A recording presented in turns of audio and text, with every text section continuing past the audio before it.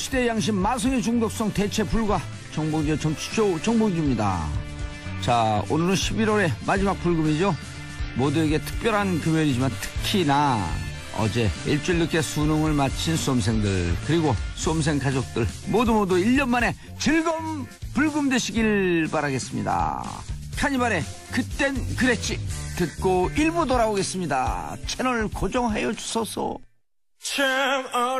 자, 원래 여의도 UFC 하는 시간인데 오늘 급히 전문가 대담 시간을 편성했습니다. 최고의 전문가들이 방송에 오셨으니 이름하여 최전방쇼 전격 점검 검찰개혁. 자, 함께 하실 분. 자, 오랜만에 불러보는 이름이죠. 뿜어라 박뿜계 의원님 자리하셨습니다. 네, 안녕하세요. 반갑습니다. 예, 오늘 뿜을 거야, 안 뿜을 거야? 뭐예요? 왜 그러세요? 자, 독보적인 논평. 서초동 저승사자의 원조 이재환. 예, 안녕하세요. 이재환 변호사입니다. 예, 검찰개혁 원투펀치. 자, 최강 변호사님. 예, 안녕하세요. 예, 요즘 또 방송계에서 박문진 이사로서 사이다 발언을 또 날라다녀요. 팔자에 없이 방송에 자꾸 관여하고 있습니다. 아니, 꾸물꾸물 스타일이야. 보면 꾸물꾸물 스타가 됐어. 꾸물꾸물 스타는 꿈틀꿈틀하면서 스타가 돼버렸어. 아니, 유튜브에 난리가 났어요. 예. 예. 창피해 죽겠어요. 왜요? 신종 뭐, 팩트 선배님들 같이 폭력기로. 좀 품위 있는 멘트로 나와야지. 신동 팩트 폭력기. 이름이 최강이잖아, 최강. 최강으로 빡 때려 또 욱. 예, 욱. 아니, 숨도 안 쉬고 한 20분간 발언하신 것 같은데. 그러니까. 예. 저도 여러 번 들었어요. 제가 최강욱 변호사 팬이잖아요. 참나. 서로 짝짝 따라주는 분위기. 자, 훈훈한 좋습니다. 프로그램이네. 자, 박 의원님 먼저 요즘 예. 여의도 떨고 있다? 여의도 요즘 모래시계 촬영이 한창이라고요? 나 떨고 있냐? 아니, 특별히 여의도를 겨냥해서 하는 건 아니고요. 예. 어차피 작년 국정농단을 겪으면서 이제 적폐청산 기잖아요. 그래서 수사를 하다 보니 박근혜 국정농단이 어디 박근혜 혼자만의 일탈이겠습니까? 당시에 집권당 또 이명박 정부의 적폐라는 것이 또 그 청와대만의 일은 아니고 역시 그 당시 집권당의 문제니까 그러다 보니까 여의도로 검찰이 갈 것이 가는 거 아닌가. 그러면 그리고 그 돈 같은 거 안 받아야 되잖아요. 받아갖고 난리. 예. 안 받으면 될 걸. 그렇잖아요. 뭐 주니까 안 받을 수도 없는 면도 있겠지만. 표정이 왜 눈빛이 아니, 저는 흔들려요. 주는 사람도 없어. 주는 사람도 없어서 다행스럽게. 자, 그런데 이제 지금 이제 촛불 정국 이후에 촛불 정부가 떴단 말이에요. 예. 검찰이 적폐 청산 대상, 이 개혁 대상이 이루어졌었는데 지금 정국이 바뀌었어요. 검찰이 이상하게 개혁을 주도하는 형국. 자, 여기에 대해서 한마디씩 논평을 간단하게 하고. 일각에서는 검찰이 자신들을 향한 개혁의 칼을 견제하려고 그런 거 아니냐? 그런 측면도 있죠. 있어요? 예. 최근에 뭐 검찰총장 만나니까 어떻게 잘 지내냐 하니까 수사가 잘 돼야지 한마디를 하시더라고요. 그 이야기는 수사가 잘 되지면 검찰의 모든 문제는 해결된다는 그 내심의 의사를 그냥 은연중에 드러낸 것이 아닌가. 수사권 분리 안 된다 이런 뜻으로 확 들리는데 저는. 어쨌든 지금 그 촛불 전국에서는 검찰이 국가기관 중에 불신의 1호였는데 지금 어떤 지금 적폐청산 과정에서는 검찰이 어쨌든 선두주자로 나서고 있잖아요. 요즘 검찰 모습은 잘하고 있다 이렇게 보이시는 건가요? 아니니까 이게 조금 그렇게 하면서 이 청산 대상인 적폐를 검찰이 나서서 해소하면 검찰이 이 기회에 실기했던 부분을 좀 만회할 수 있지 않을까. 그렇게 되어지면 여론이 바뀔 수도 있다는 생각도 하는 것 같아요. 자신에게 좀 우호적으로 바뀔 수도 있겠다. 검찰이야 당연히 그런 기대를 하겠죠. 과거 참여정부 때 대선자금 수사를 통해서 검찰개혁을 저지했던 경험이 있으니까 제 느낌은 뭐 앞으로 남아있는 우병우나 뭐 이명박 사건에서 성과를 올리면 국민들의 박수를 받고 결국 검찰개혁의 목소리도 줄어들지 않겠냐라는 기대를 가지고 열심히 하는 측면이 있는 것 같고요. 근데 그 정부 정권 입장에서야 적폐청산과 검찰개혁을 중요한 과제로 내세웠는데 어찌 보면 적폐청산의 그 신속한 처리, 효율성으로 해서 검찰을 활용하지 않을 수 없는 예. 그런 딜레마가 일부 있는 것 같고요. 근데 제 생각에는 이번 기회에 경찰에도 좀 수사 능력을 확인할 수 있는 기회를 주면 어떨까. 또 경찰개혁위원회 지금 참여하고 계시잖아요. 예. 그러니까 뭐 경찰은 수사를 못한다, 수사 능력이 없다라고만 하지 말고 예. 앞으로 수사 구조가 바뀌게 되면은 경찰은 무슨 일을 할 수 있을까를 이번에 한번 보여주는 것도 괜찮을 것 같습니다. 예. 자, 박범계 의원님. 네. 문제는 검찰개혁 사정정국이 좀 길어지면 검찰개혁의 드라이브 걸어야 되는데 이게 방향을 잃어버리는 거 아니냐? 네네. 이 우려가 있는 거 아니에요? 일단 여의도로 향하는 검찰의 칼끝이 매서울수록 뭐 여야를 떠나서 국회의원들이 주눅이 드는 게 사실이죠. 과거에 검찰개혁이 상당 부분 여의도를 향한 검찰의 칼끝 때문에 중도에 포기되고 무력화된 측면이 없잖아 있고 지금 최강욱 변호사님 말씀하신 것처럼 2003년도 소위 대선자금 수사에서 안대희 중수부장이 국민은 검사로 뜨면서 검찰개혁이 사실상 물거품이 됐죠. 이유는 그 당시에 검찰개혁이 너무 지나치게 수사의 독립성, 정치적 중립성에만 초점이 맞춰졌고 견제와 균형이라는 것, 즉 권한의 분산, 경찰로 수사권을 조정해주고 또는 공수처를 세워서 고위공직자 수사권을 넘겨주는 이런 측면에 집중적으로 포커스를 못 맞췄기 때문에 지금 검찰이 수사를 잘한다. 이거는 중앙지검에 한정한 문제고요. 전국에 있는 본청 단위로 놓고 볼 때 과연 그런 것이냐라는 것을 한번 짚어볼 대목이고 또 수사를 잘한다 하더라도 그거는 과거에 잘못했던 수사를 정상화하는 측면이지 플러스 알파. 그러니까 더 좋은 검찰을 만드는 데서는 아직 제도 개선이 없다. 알겠습니다. 간단하게 공수처 설명해 주세요. 공수처 말 그대로 고위공직자, 대통령과 가족, 그리고 장관급, 그리고 뭐 1급 이상의 공무원들에 대해서 검찰이 그동안 권력과 야합해가지고 봐주는 그런 수사를 못하게 하기 위해서 독립된 수사 조직이 검사도 보고 판사도 보고 대통령도 보고 국회의원도 보고 그 수사 독립해서 잘 하라. 아무도 눈치 보지 말고. 눈치 보지 말고. 고위공직자들. 국민 눈치만 봐라. 비리가 있는지 없는지. 네. 고위공직자 이자 변호사님. 고위공직자죠. 저는 수입이 많잖아 일단. 저는 민간인이죠. 자, 근데 일반 사람들은 국민들은 사실 너희들만의 리가 아니냐 이렇게 생각할 수도 있거든요. 그동안 이제 검찰이 살아있는 권력에는 뭐 제가 있어도 봐주기를 하고 또 검찰 내부의 비리나 범죄에 대해서는 또 봐주기를 했거든요. 거기에서 결국 적폐가 쌓인 게 아닌가 이런 것이 이제 국민들의 생각이거든요. 그렇기 때문에 고위공직자 비리수사처는 지위 고하를 망라하고 법에 따라서 기소할 것은 기소하고 수사할 것은 수사해야 되겠다는 것이 국민들의 요망이거든요. 그런 부분을 이번 기회에 제도로서 확립을 하고 검찰은 원래 제 기능들만 좀 하도록 하자. 이런 것이 이제 원래 입법의 취지죠. 최 변호사님. 홍준표 대표 공수처 반대 뜻을 밝혔어요?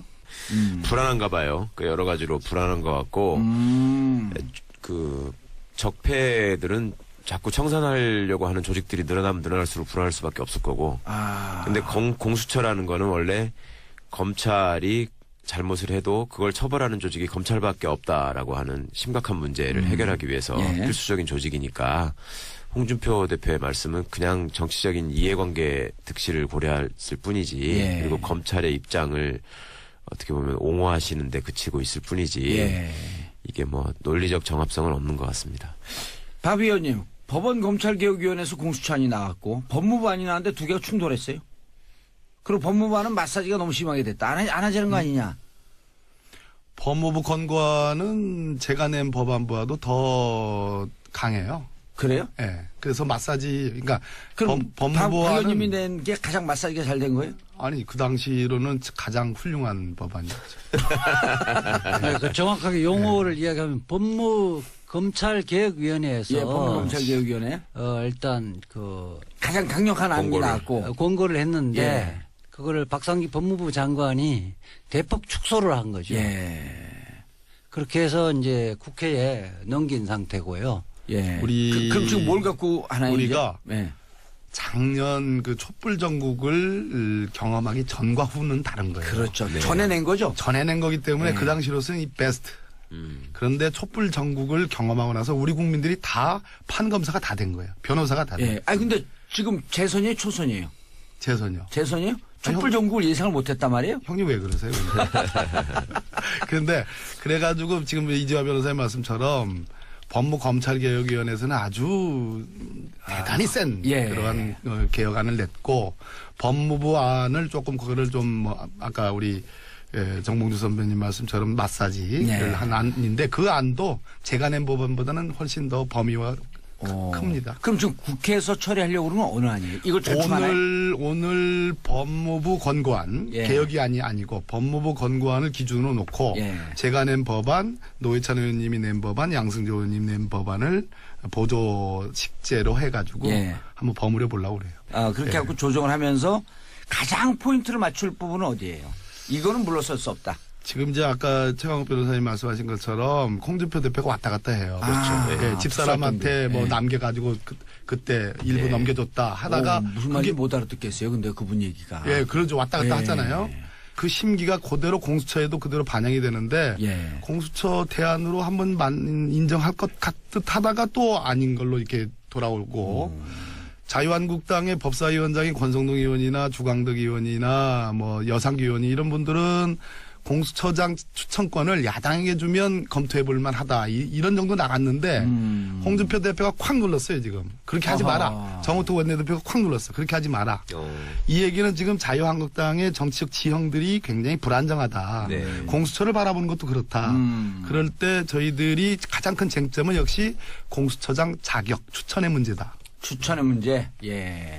이재화 변호사님. 아주 이게 타이트하게 하시는군요.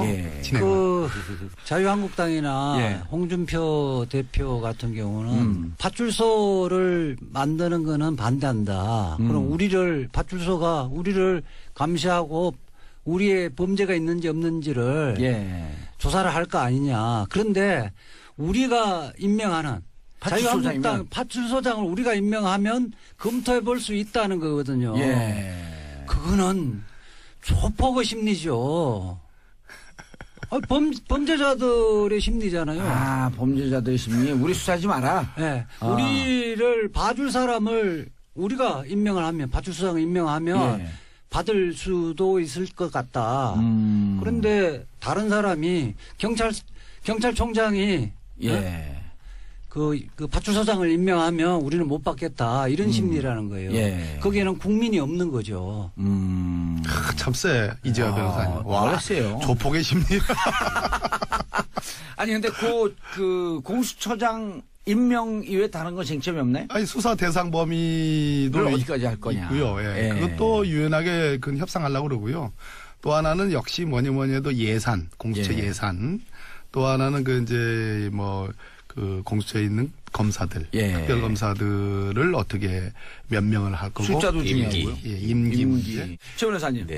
또 검사의 범죄를 어디까지 수사할 수 있느냐 또 일종의 쟁점이죠. 그러니까 애초에 법무검찰개혁위원회 권고안에는 모든 범죄를 다 할 수 있는 걸로 했다가 법무부 안에는 이제 직무상 범죄하는 걸로 줄였는데 하여튼 핵심은 검찰에 관한 그 수사권을 어떻게 설계해서 갖고 가느냐를 국민 입장에서는 중요하게 봐야 될 것 같고요. 그 다음에 그 수장 문제에 대해서는 아무래도 정치권에서는 이제 그게 쟁점이 되실 수밖에 없겠죠. 법안의 협상이라고 하는 것이 결국 야당을 보고 가야 되니까. 그러니까요. 그러니까 그 점에 대해서는 과거에 참여정부의 제도 설계나 이런 거에 관여하셨던 박범계 선배님이 계시니까 잘 하시겠죠. 아까 이재화 변호사님이 그 경찰서 파출소론 아주 저는 그거 좀 써먹어도 돼요? 네, 그러세요. 좋습니다. 그러니까 예전으로 치면 이 관내에 경찰서 하나만 있었어요. 그렇죠. 경찰서 하나. 금방 발전시켰어. 그런데 지금은 주위에 파출소를 많이 두는데 경찰서장의 지휘를 안 받는 파출소를 두겠다는 것이 공수처거든. 그런데 그 파출소장을 야당이 임명하겠다는 거는 그게 조폭의 심리다 이 말씀하셨단 말이에요. 조사 받을 사람이 내가 마음에 드는 사람이 임명하겠다. 근데 간혹 야당도 파출소장 중에 고를 사람이 없으면 괜찮은 사람을 고르는 경우가 간혹 있어요. 왜냐하면 우리가 지난번 박근혜 특검 때 국정농단 특검 때 우리 저 민주당이 제일 야당이죠. 우리가 추천한 특검이 된 게 아니고 국민의당이 추천한 특검 박영수 특검이 되셨거든요. 박영수 특검이죠. 그래서 너무 그렇게 이재화 변호사님은 뭐 민변 출이시니까 예. 뭐 당연히 하실 말씀이지만 정치인의 입장에서 볼 때는 그래도 결국은 중립적인 인사로 모아질 수가 알겠습니다. 있다. 검찰 개혁이 이렇게 중요하고 어려운 거를 예. 이렇게 재밌게 쉽게 얘기하는 프로그램 이름이 없어요. 뭐라고요? 정봉주의 정치쇼. 예, 광고 듣고 오겠습니다. 정봉재 정치쇼 2부 들어가겠습니다. 자, 이름하여 최전방 쇼. 검찰 개혁 전격 점검하는 시간입니다. 자, 박봉계 의원님, 이재화 변호사님, 최강 변호사님 함께하고 계시고요. 세 분이 있으면 이분들이 그냥 법무부 들어가면 다 할 텐데. 한 분은 민정, 한 분은 법무장관, 한 분은 정무. 그냥 다 임명하고 그냥 대한민국 끝나는데. 최강 변호사는 국방부 장관 가고 싶어요? 아니요. 아니, 원하면 써내요, 일단. 내가 저는 KBO 사무총장 하고 싶어요. 야구 좀 열심히 볼게요. 야구 좋아하세요? 그럼요. 야구는 우리 방송 녹화를 하면서도 야구를 보고 해요. 아니, 그럴 때 쓰는 말이 있어. 만만의 콩떡이. 조국 수석도 야구 왕인데. 특별감찰관이 딱 저기면 내가 보니까. 그러면. 자, 일부에서 우리가 검찰 개혁 얘기했는데, 자, 원론적인 질문.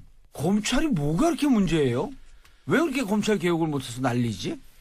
그러니까 대부분의 수사는 경찰이 하거든요. 예. 한 90%를 하는데 경찰이 수사를 하면서 필요한 계좌 추적을 해야 되겠다. 예. 영장 청구를 해서 돈 거래를 좀 봐야 되겠다 하면 검사와 관련돼 있거나 고위공직자인데 자기가 봐주고 싶은 사람은 영장을 법원에 청구조차도 안 합니다.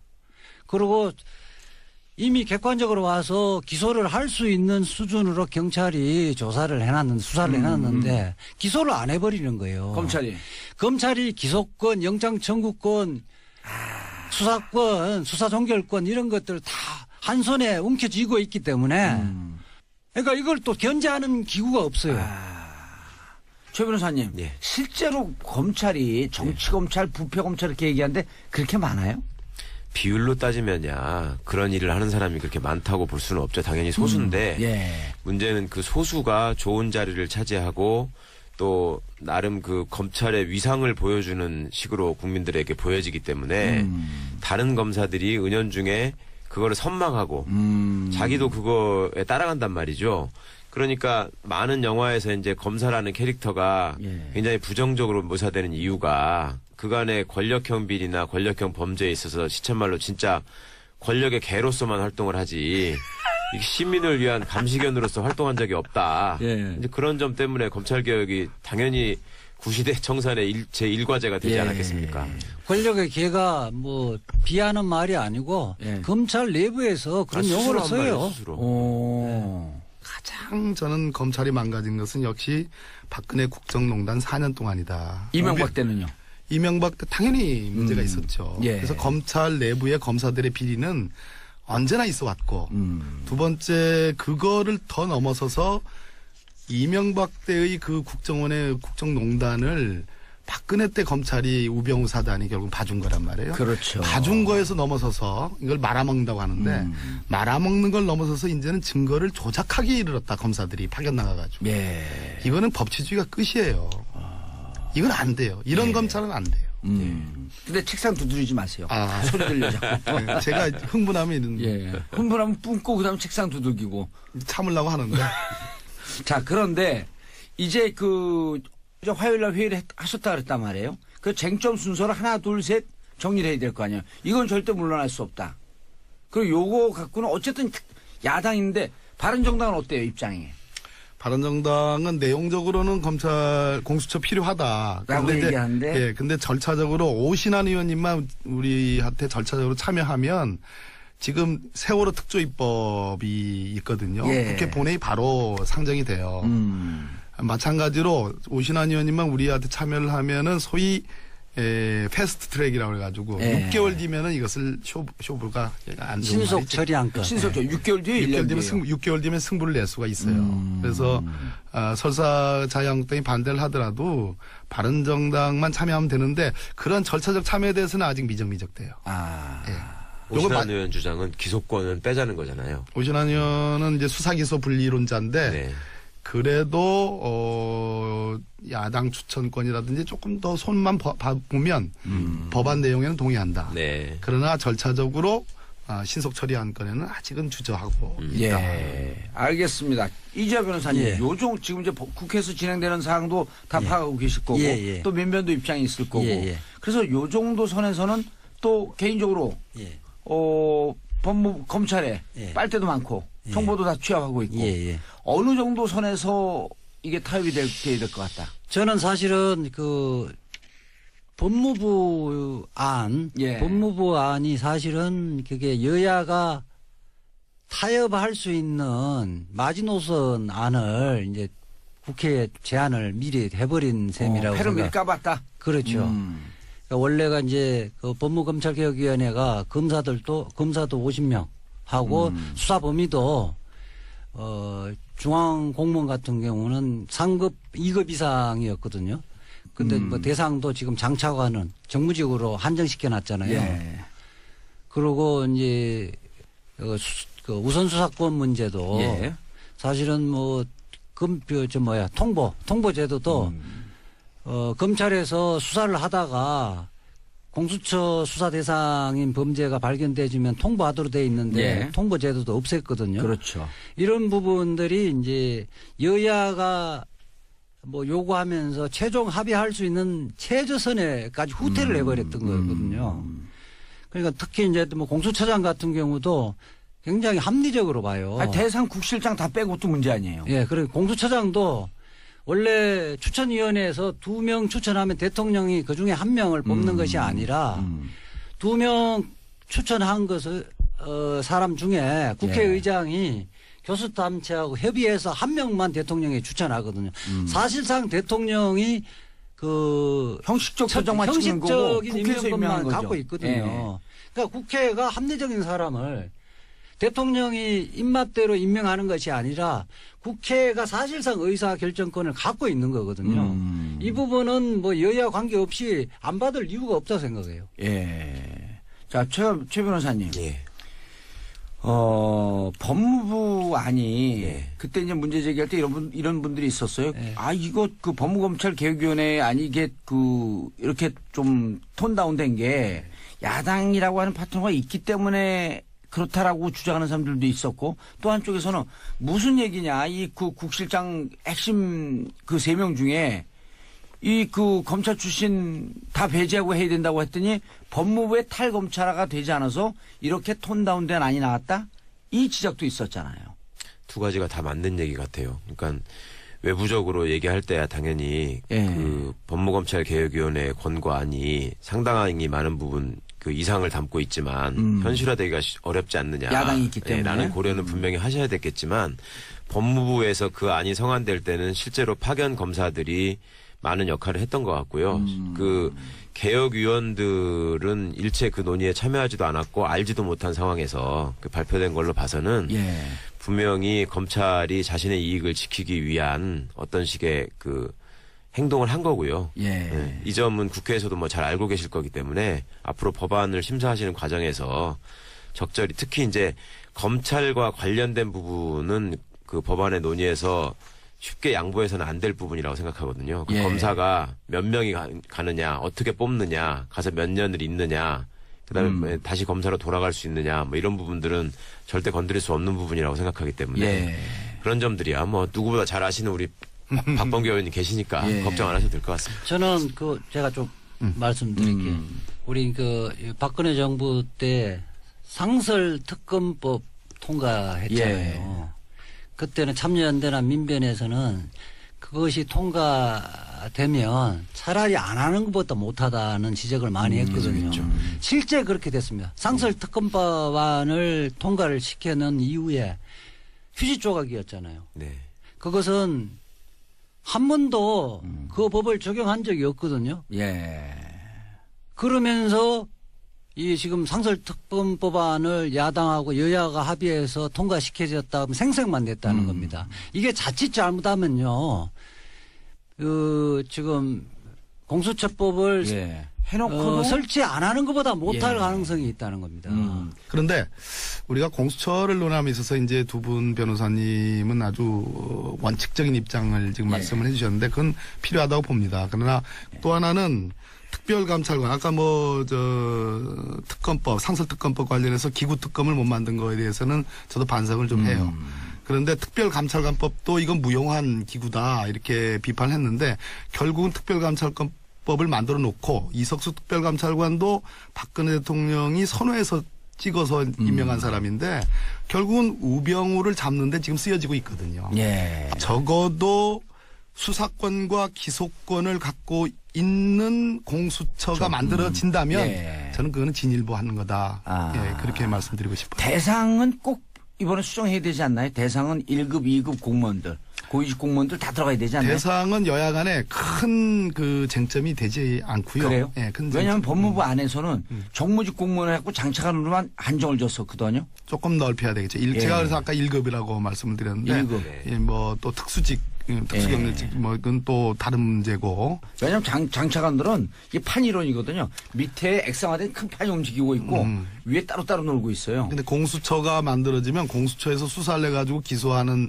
범위가 어디까지냐, 실적이 어디까지냐는 것보다 더 중요한 소위 매기 효과라는 게 있어요. 매기 효과. 아, 그렇죠. 이 자보들 속에 매기를 집어넣으면 다 정화가 되는 그런 게 있거든요. 그러니까 공수처라는 검사를 언제나 주시하는 새로운 수사기구가 만들어진 것만으로 검찰이 본연의 기능, 우리가 걱정했던 그런 부분들이 돌아간다는 얘기입니다. 자정작용에 중요한 하나의 카운터 파트너가 그렇습니다. 된다. 그 부분은 박범계 의원님의 견해하고 저도 동의를 하는데요. 처음 칭찬받았다. 저기 헌법재판소 우리 87년 헌법 체계에서 처음으로 도입됐잖아요. 처음에는 원래 그 헌법 기능이 대법원에 다 같이 있었잖아요. 대법원에서 제 기능을 전혀 못했는데 헌법재판소가 지금 한 30년 굴러가면서 우리 국민들의 헌법을 이해하기 시작됐던 거고 국민의 기본권이 그만큼 보장됐던 겁니다. 그렇기 때문에 저 출범이 의미가 있는 거죠. 감사합니다. 박봉계 의원님, 그런데 지금 이제 그 많은 국민들은 또 이렇게 생각해. 공수처 가려면 시간 많이 걸리는데 대통령이 임명권을 갖고 있는데 일단 인사쇄신만 잘해도 과거 정치검찰, 우병우 라인 이런 분들만 핀셋으로 속간해도 잘 속간해도 일단 검찰이 좀 제자를 잡아가지 않을까? 근데 과연 인사는 제대로 되고 있나? 이런 궁금증이 있거든요. 아시다시피 대통령이 5월 10일 날 취임을 하셨잖아요. 그런 다음에 그 뭐 전격적인 윤석열 지검장을 포함해서 전격적인 일부 검찰 인사를 했고 그다음에 정기 인사를 이제 지난 9월 달에 한 셈인데요. 아무래도 모자란 부분이 있습니다.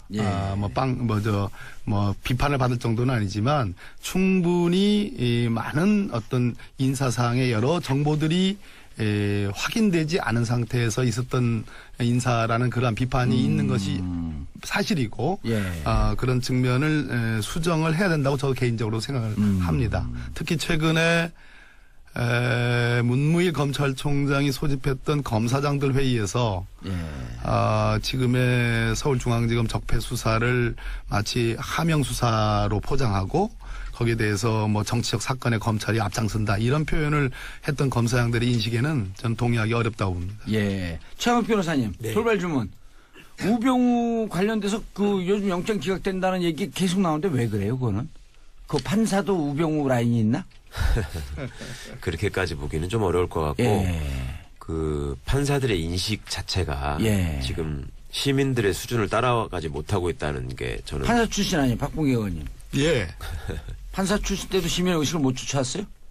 그러니까 제가 못 쫓아가가지고 나왔잖아요. 그래서 국회를 한 거예요? 노무현 대통령 지지를 선언하고.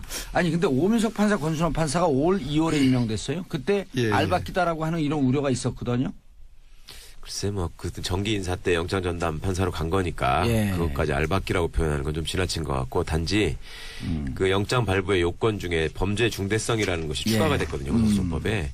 근데 범죄 중대성이라는 것에 대한 판단이 기본적으로 정보기관을 장악하고 운용하고 그다음에 권력을 굉장히 남용하고 국정을 농단하는 데까지 이르르고 그 방송과 뭐 문화계 지형까지 파괴하는 수준까지 이르렀는데 그런 부분에 대해서 지금 심각한 인식을 하지 못하고 있다는 게 문제라는 거죠. 아, 영장 전담 판사가 예. 지금 뭐 처음 말씀드리는 건데 그 영장 전담 제도가 과연 한 명의 부장급 판사 또는 부장에 가까운 단독급 판사들에 의해서 나라를 정말 뭐 좌지우지할 수 있는 어마어마한 중요 사건들을 단독으로 결정할 수 있냐? 간밤에 기록 봐가지고 결정하잖아요. 예. 이 구조에 대한 근본적인 회의가 있고 두 번째는 지금 영장전담판사 세 분은 공교롭게도 두 분은 같은 동기고 세 분 다 창원지법에 함께 근무했던 분들이에요. 이 세 분 다가. 그러면 우리가 아까 제가 말씀드렸듯이 한 분에 의하지 않고 합의부로 운영할 필요가 있는데 설사 지금처럼 각각 그 사건을 하더라도 서로 성격을 달리하는 그래서 재청구가 되면 좀 성격이 다른 판사님으로부터 다른 시각으로 다시 판단을 받아볼 필요가 있는데 이분들이 뭐 같다는 얘기는 아닙니다. 완전히 같다는 얘기는 아니지만 어찌됐든 동기고 창원지법에 함께 근무한 분들이라 혹시 그런 것들이 서로 다른 잣대로 봐야 될 그런 사안에서 너무 같은 색깔로 같은 잣대로 보는 거 아니냐는 우려가 있을 수 있기 때문에 저는 세 분 영장 판사님들이 국민의 그런 우려를 유념을 해줄 필요가 있다 이런 말씀드립니다. 왜냐하면 앞으로 신세질 일이 많거든. 국민의 입장에서. 왜냐하면 사람이 하는 일이기 때문에 우병우 영장 다시 재청구되면 판사님들 잘 결정해 주셔야죠. 예. 저는 그 지금 영장 전담 판사가 서울중앙지검은 3명이 있잖아요. 예. 일반인에 대한 범죄하고 사회적 신분이 있는 사회적 신분이 있는 뭐 이제 재벌 그룹 총수라든지 권력을 갖고 있던 사람들에 대한 범죄에 대해서 영장 발부할 때 이중잣대를 갖고 있는 게 아닌가 하는 계속 꾸준하게 제가 1년 동안 의심을 갖고 있었어요. 그 범죄가 중대하면 사실상 특별한 사유가 없으면 도주의 유래나 증거인멸의 우려가 있는 거거든요. 그렇죠. 아, 일단 지금 오래 사니까 증거인멸 하려고 그럴 거 아니에요. 국정원장의 국고손실죄 같은 경우는 특별한 것이 없으면 뭐 약간 자수 강경 사유가 없으면 10년 이상의 형에 처하는 아주 중대한 범죄거든요. 그렇죠. 특가법상의 제5조 국고손실. 사실은 또 뭐 그런 문제가 생기거든요. 그리고 그만큼 권력을 갖고 있기 때문에 관련자들의 진술을 회유할 수 있고 증거를 조작할 수도 충분히 있는 거거든요. 그런 부분을 갖고 이게 범죄의 소명 부분을 일부가 좀 안 됐다는 이유로 기각한다는 것 자체는 도저히 이해를 하기 어려워요. 최강 변호사님, 이병호 국정원장이 이제 1차 기각됐을 때 언론에서 그런 우려를 했다면 법조 출입 기자들이 이병호 국정원장이 임기도 길고 돈도 제일 많이 늘어났고 그런데 알고 보니까 우병우 수석과 근무 기간이 거의 겹치더라. 거의 일치되더라. 이게 뭔가 짬짬이가 있었던 거 아니야? 하는 이런 느낌인데 그게 어떻게 그 부장판사까지 영향을 미치는. 그러니까 뭐 근무기간이 겹쳤으니까 우병우 영향권의 범위에 있는 거 아니냐라고 하는 것도 좀 지나친 추측인 것 같고요. 아니 근데 이상하잖아요. 이상하긴 하죠. 이상하긴 한데 그 국정원장 셋 중에 그 사람 하나만 왜 빼놨는지는 모르겠는데 아마도 판사의 심리 중에는 그런 게 있거든요. 법정에 와가지고 태도가 좋고 그다음에 거기 가가지고 이병호 씨 같은 경우에만 유일하게 일종의 자백을 한 거잖아요. 검찰에서 계속 부인하다가 그러니까 이 사람은 이제 거기서까지 얘기를 했으니 굳이 붙잡아둘 필요가 없지 않느냐. 그리고 한편으로는 검찰의 수사를 법원이 조금은 견제해줘야 되는 거 아니냐 하는 뭐 그런 생각에서 했던 것 같은데 너무 무리하게 치고 들어오는 것 같다. 네, 동의하기는 어렵습니다. 아니 근데 구속영장 발부하는 사건에 90% 이상이 자백한 사건입니다. 그렇죠. 자백한 사건이고 사안이 중대한 건데 이게 더군다나 이병호 전 국정원장 같은 경우는 수사기관에서는 계속 부인하다가 법정에 와서 자백을 한 거거든요. 이거는 사실은 말하자면 이게 구속영장 발부했어야 된다.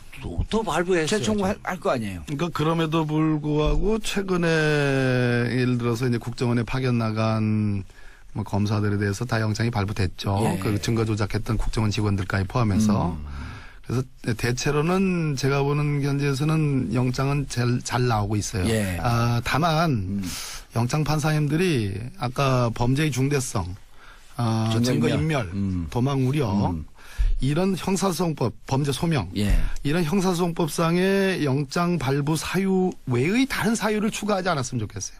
자꾸 만들어내요. 예, 그것은 오해받기 딱 십상이에요. 예, 이재용 기각할 때도 그랬잖아요. 예, 이렇게 그 잘 사는 분이 주거 환경을 주거 환경. 그렇게 알겠습니다. 재벌 총수가 자, 어떻게 세 분이 공의 검찰 개혁의 골든타임에 돌입했다. 동의하시나요? 예. 동의합니다. 알겠습니다. 골든타임에 대해서 광고 듣고 계속하겠습니다. 2부에서 끝내야 되는데 오늘 내용이 너무 깊게 들어왔어. 재밌어. 자, 검찰 개혁 골든타임 들어왔다. 공수처. 그렇죠? 박봉계 의원님. 네. 일단 일정 어떻게 됩니까? 거의 마무리 발언이에요, 이제. 예, 그렇습니다. 11월 국회에서 최대한 조문심사까지 전 들어가야 된다. 11월 국회에서. 예, 그래서 뭐 공수처 찬성이다 반대다 이런 뭐 큰 타이틀 가지고 뭐 선문답하는 거 이제 그만하고 예. 구체적으로 권고안과 법안을 갖다 놓고 어느 부분은 그래도 찬성할 수 있고 어느 부분은 반대하는지를 드러내야 된다.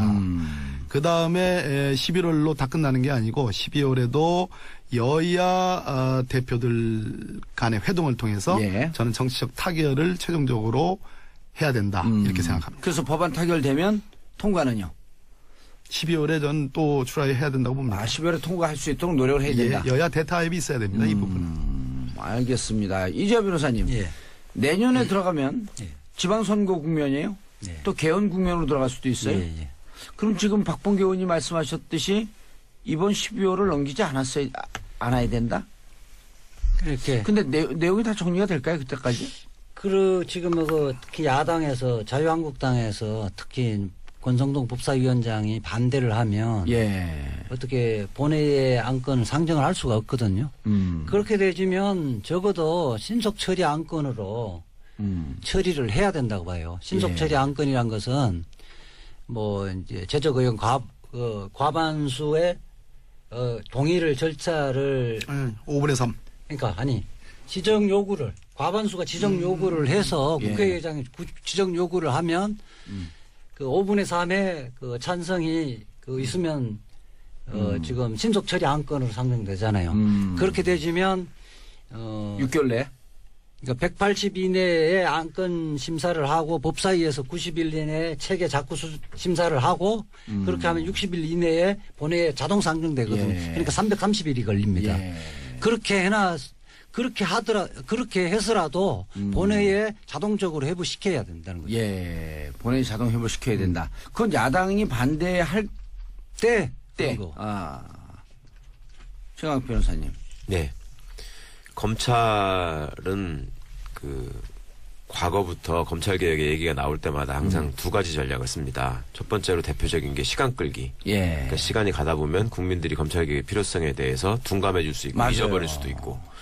그다음에 당사자들 사이에서 또 여러 가지 얘기들이 들어가가지고 물타기가 될 수 있고 그리고 일종의 개혁 피로증 같은 것도 노릴 수가 있고. 자꾸 국민들이 잊어먹어요. 네, 뭐가 이렇게 잊어버리고. 중요했지? 예. 뭘 해야지? 예. 예. 그러니까 이제 그런 시간 끌기에 농락당하면 안 된다라는 점을 확실히 국민들께서도 좀 아시고 감시를 철저히 하셔야 될 것 같고요. 예. 그다음에 또 하나는 그런 반면에 국민들의 박수를 받아가지고 아까도 말씀드린 것처럼 검찰 수사의 필요성을 계속 주장하는 그런 일이 또 이제 반드시 생길 거거든요. 예. 그러니까 그런 점에 대해서 잘한 것은 잘했다고 분명히 칭찬을 해주고 응원을 해줘야 되겠지만 예. 뭔가 꼼수나 이상한 짓을 하게 되면 그거는 시민들의 입장에서도 확실한 응징이 있어야 되겠다. 예. 그렇지 않으면 계속 시간을 끌 것이다. 예. 그걸 걱정하고 있습니다.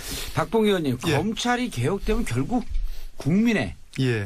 기본적인 권리가 향상되는 거 아니에요? 물론입니다. 그러니까 나라가 맑아지는 거죠. 예. 나라가 깨끗해지는 거고 그것은 소위 사회적 비용을 초래를 안 하기 때문에 그만큼 국가 경쟁력이 강화되는 거예요. 예. 상품을 만드는 데 있어서 부패가 있으면 부패 비용이 추가되는 거예요. 그럼 가격 경쟁력이 떨어져 가지고 안 팔리는 겁니다. 외국에 그렇죠. 나가서. 뇌물 주면 뇌물 비용을 거기 원가에 넣어야 될 거 아니에요? 예, 아파트를 지는데 부패가 있으면 결국은 제대로 된 그 자재를 쓰지 않고 부실하게 질 수밖에 없는 거거든요. 알겠습니다. 이재화 변호사님, 조국 수석이 이렇게 얘기했어요. 이번 정기국회가 마지막 기회는 아니다? 정기국회 아까 이제 뭐 패스트트랙까지도 얘기를 하셨는데, 예. 근데 이렇게 갖고 청와대 인식도 여야 협상이니까 조금 미루면서라도 설득을 하면서 가야 된다 이런 거 아닐까요? 아니 뭐 조국 수석 입장은 예. 최대한 그 야당을 설득해서라도 법안을 통과시켜야 되겠다는 표현인 것 같아요. 예, 있어야 된다. 제가 거기 비공개회의 당연히 있었잖아요. 예. 있었는데 그 말씀의 취지는 대통령의 의지가 야당의 발목 잡기에 의해서 이게 도저히 통과되기 어렵다 하더라도 대통령이 거기서 포기할 것 같으냐. 그렇지 않다. 그런 의지가 아주 오히려 더 강력한 의지를 보이는 그런 거네요. 표현이고 예. 우리가 저는 12월 중에 예. 12월 올해 안에? 예, 12월 중에 특단의 조치를 저는 해야 된다고 봅니다. 국회 차원에서도. 국회 차원에서. 그 다음에 중요한 것은 역시 적폐청산 수사의 일종의 중간 수사 결과를 발표하는 그 시점을 언제로 잡을 거냐. 이게 다 MB하고 관련된 거 아니겠습니까? 예.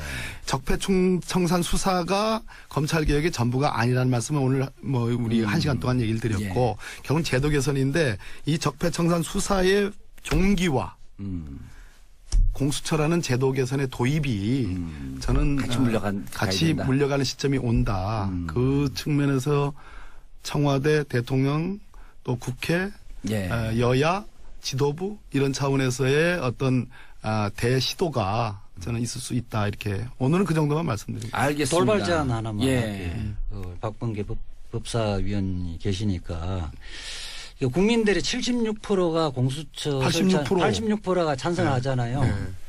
그런데 국민들이 법안 심사에서 누구 때문에 이 법안이 제대로 안 되는 건지 누가 억지를 부리고 있는지를 알아야 되거든요. 예. 소위원회 심사를 생중계를 국회 방송을 생중계를 하자고 좀 제안을 하시면 어떨까요? 그래야 국민들이 알 수 있을 거 아니에요. 좋은 의견인데 제가 소위원장 할 때 그 말씀을 해주시지 그래. 지금은 소위원장님이 제가 후임. 제가 오늘 제 일 한번 해보겠습니다. 예, 네. 알겠습니다. 자, 검찰개혁 골든타임 앞두고 이제 마무리 한마디씩. 검찰개혁 골든타임 왔다. 절대 예. 권력은 절대 부패하게 마련입니다. 무소불위의 공영 검찰 지금 개혁하지 않으면 국민들이 불행합니다. 법무장관 취임하는 것 같아요. 예.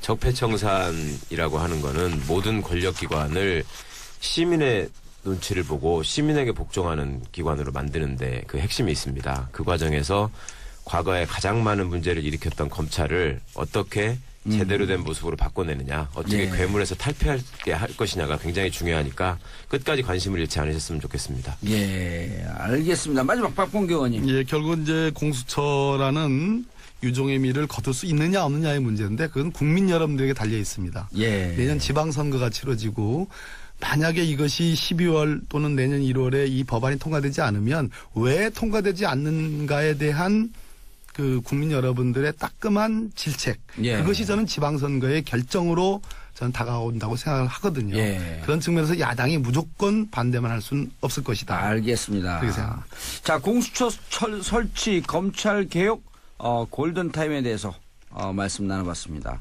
박범계 민주당 의원님, 이주아 변호사님, 최강 변호사님, 감사합니다. 네, 인사하시고요. 고맙습니다. 예. 감사합니다. 면 검찰의 모든 문제는 해결된다는 그 내심의 의사를 그냥 은연중에 드러낸 것이 아닌가 수사권 분리 안 된다 이런 뜻으로 확 들리는데요, 저는. 어쨌든 지금 그 촛불 전국에서는 검찰이 국가기관 중에 불신의 1호였는데 예. 지금 어떤 지금 적폐청산 과정에서는 검찰이 어쨌든 선두주자로 나서고 있잖아요. 요즘 검찰 모습은 잘하고 있다 이렇게 보이시는 건가요? 아니니까 이게 조금 그렇게 하면서 이 청산 대상인 적폐를 검찰이 나서서 해소하면 검찰이 이 기회에 실기했던 부분을 좀 만회할 수 있지 않을까. 그렇게 되어지면 여론이 바뀔 수도 있다는 생각도 하는 것 같아요. 자신에게 좀 우호적으로 바뀔 수도 있겠다. 네. 검찰이야 당연히 그런 기대를 하겠죠. 과거 참여정부 때 대선자금 수사를 통해서 검찰개혁을 저지했던 경험이 있으니까 제 느낌은 뭐 앞으로 남아있는 우병우나 뭐 이명박 사건에서 성과를 올리면 국민들의 박수를 받고 결국 검찰개혁의 목소리도 줄어들지 않겠냐라는 기대를 가지고 열심히 하는 측면이 있는 것 같고요.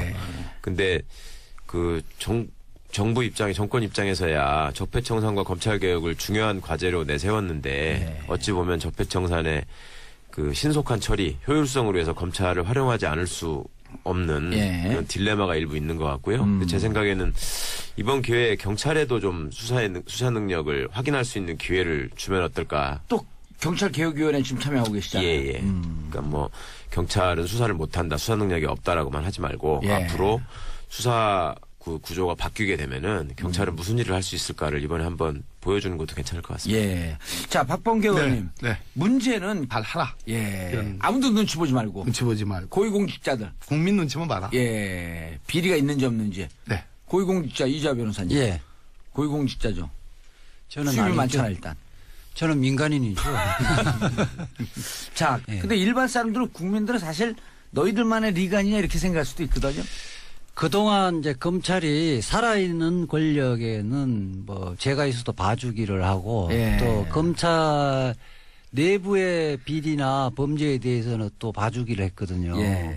거기에서 결국 적폐가 쌓인 게 아닌가 이런 것이 이제 국민들의 생각이거든요.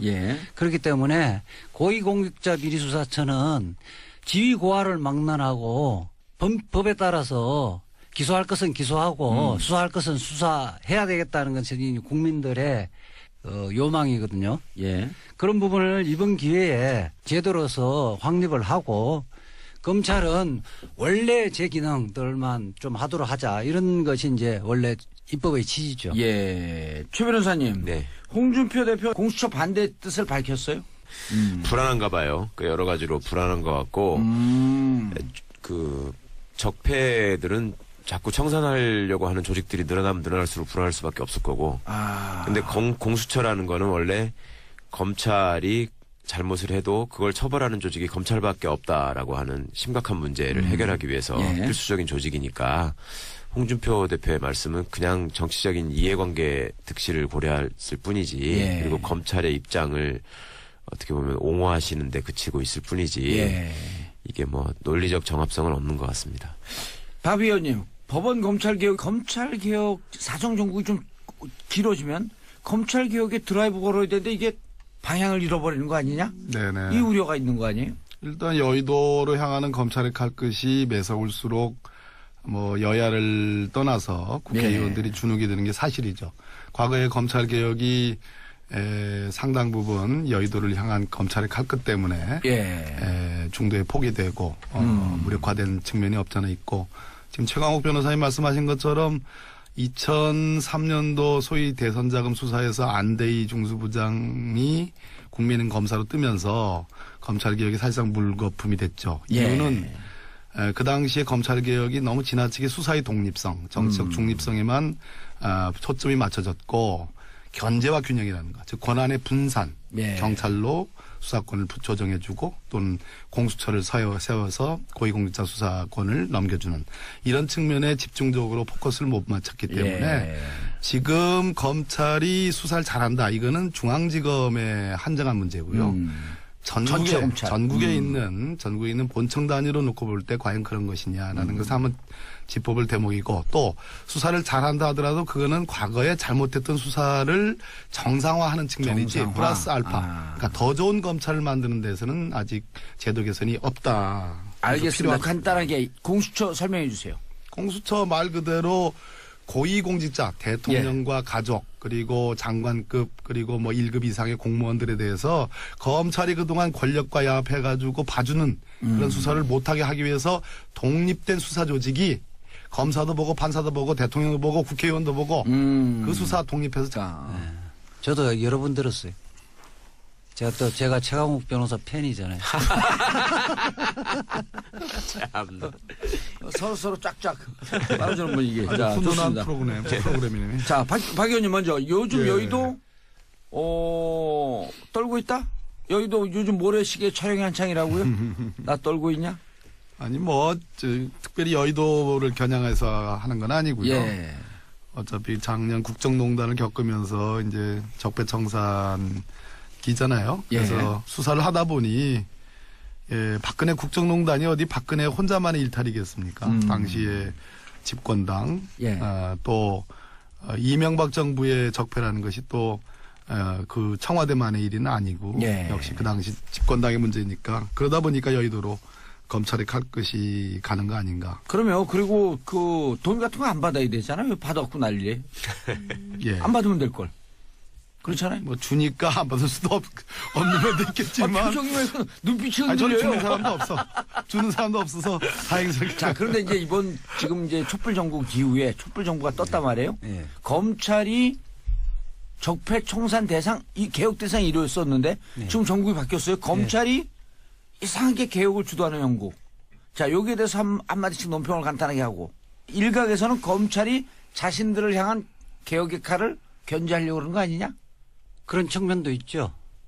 있어요? 예. 최근에 뭐 검찰총장 만나니까 어떻게 잘 지내냐 하니까 수사가 잘 돼야지 한마디를 하시더라고요. 그 이야기는 수사가 잘 돼지. 시대의 양심 마성의 중독성 대체 불가 정봉주의 정치쇼 정봉주입니다. 자, 오늘은 11월의 마지막 불금이죠. 모두에게 특별한 금요일이지만 특히나 어제 일주일 늦게 수능을 마친 수험생들 그리고 수험생 가족들 모두 1년 만에 즐거운 불금 되시길 바라겠습니다. 카니발의 그땐 그랬지 듣고 일부 돌아오겠습니다. 채널 고정하여 주소서.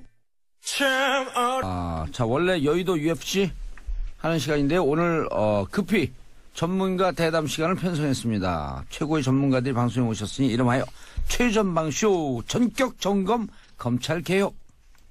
자, 함께 하실 분. 자, 오랜만에 불러보는 이름이죠. 뿜어라 박뿜계 의원님 자리하셨습니다. 네, 안녕하세요. 반갑습니다. 예, 오늘 뿜을 거야, 안 뿜을 거야? 뭐예요? 왜 그러세요? 자, 독보적인 논평. 서초동 저승사자의 원조 이재환. 예, 안녕하세요. 이재환 변호사입니다. 예, 검찰개혁 원투펀치. 자, 최강 변호사님. 예, 안녕하세요. 예, 요즘 또 방송계에서 박문진 이사로서 사이다 발언을 또 날라다녀요. 팔자에 없이 방송에 자꾸 관여하고 있습니다. 아니, 꾸물꾸물 스타일이야, 보면. 꾸물꾸물 스타가 됐어. 꾸물꾸물 스타는요. 꿈틀꿈틀하면서 스타가 돼버렸어. 아니, 유튜브에 난리 났던데. 난리가 났어요. 예. 예. 창피해 죽겠어요. 왜요? 신종 뭐 팩트 선배님들 같이 폭력기로. 좀 품위 있는 멘트로 나와야지. 신동 팩트 폭력기. 이름이 최강이잖아, 최강. 최강으로 빡 때릴 때, 예, 욱! 아니 숨도 안 쉬고 한 20분간 발언하신 것 같은데. 그러니까.